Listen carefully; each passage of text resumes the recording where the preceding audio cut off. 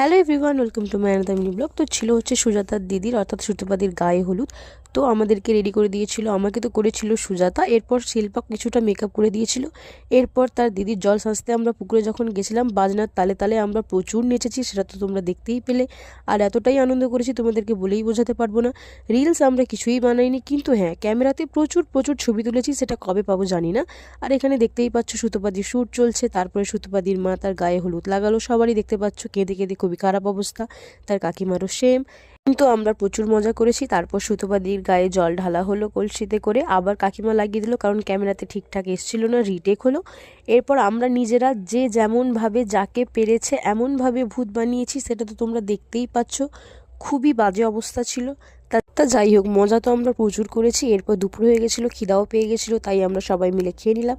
আর কি খেলাম না খেলাম আসছে পরের পার্টে। Thanks for watching. ভিডিও ভালো লেগে থাকলে লাইক, কমেন্ট অ্যান্ড সাবস্ক্রাইব।